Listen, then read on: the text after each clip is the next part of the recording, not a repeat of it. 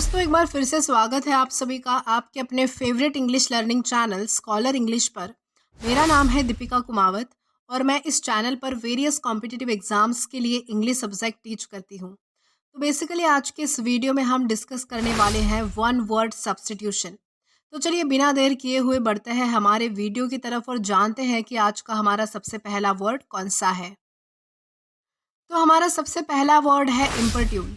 इम्पर्ट्यून का मतलब होता है to harass someone persistently to do something, यानी कि जिद करना, यानी कि किसी को जो है वो बार बार परेशान करना कोई काम करवाने के लिए, उसे कहा जाएगा इम्पर्ट्यून। देन इसी के साथ आगे बढ़ेंगे हमारे नेक्स्ट वर्ड की ओर। तो हमारा अगला वर्ड है स्क्रीच। स्क्रीच का मतलब होता है a loud harsh piercing cry, यानी कि तेज आवाज में रोना।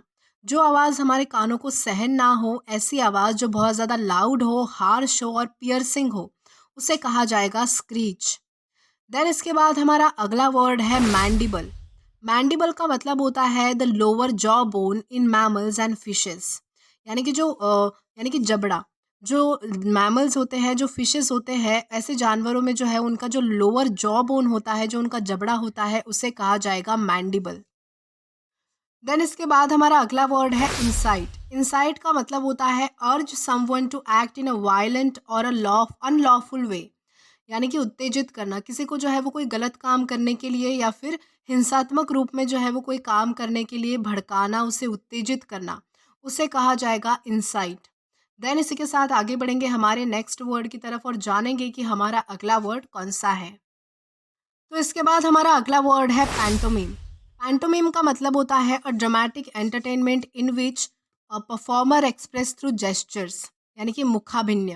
कोई ऐसा ड्रामेटिक एंटरटेनमेंट, यानी कि कोई शो हो सकता है, कोई प्ले भी हो सकता है, जिसमें जो है वो परफॉर्मर जो है वो through out the drama, through out the play जो है वो सिर्फ एक्सप्रेशन से सारी चीज़ें जो है वो एक्सप्रेस करता है। उसमें कोई डायलॉग्स या फिर कोई कन्वर्जेशन नहीं होता है, सिर्फ जेस्चर्स यानी कि इशारों से जो है वो सारा ड्रामा चलता है, उसे कहा जाएगा पैंटोमीम।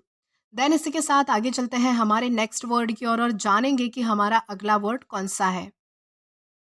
देन अगला वर्ड है एनंसिएट। एनंसिएट का मतलब होता है express a theory in a clear और डेफिनेट टर्म्स, यानी कि उच्चारित करना, यानी कि कोई थ्योरी, कोई बात जो है वो एकदम क्लियरली और डेफिनेट यानी कि डेफिनेट टर्म्स के साथ जो है वो समझाना, बहुत ही ज़्यादा स्पष्टता से जो है वो कोई चीज़ समझाना या फिर प्रेजेंट करना, उसे कहा जाएगा एनंसिएट।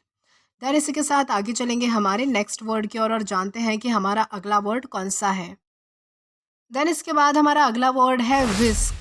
विस्क का मतलब होता है to take someone somewhere suddenly and quickly, यानी कि फुर्ती से ले जाना, यानी कि किसी को जो है वो कोई दूसरी जगह पे, किसी जगह पे जो है वो एकदम फुर्ती से, एकदम जल्दी से कहीं पे ले जाना, अचानक ले जाना, उसे कहा जाएगा विस्क। देन इसके बाद हमारा अगला वर्ड है डिकैम्प।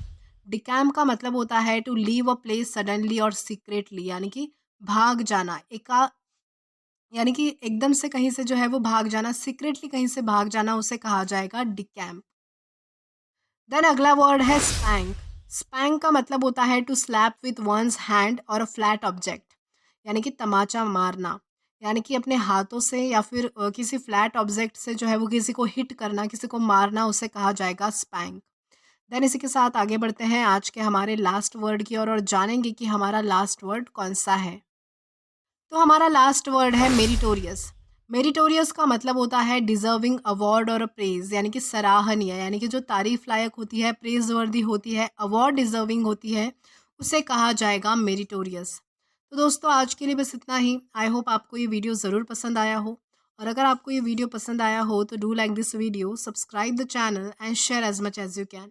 और अगर आपने इससे पहले वाले वीडियोस नहीं देखे हैं तो आप यहाँ पर क्लिक करके वो सारे पहले वाले वीडियोस भी देख सकते हैं। Till then, keep learning. Thank you.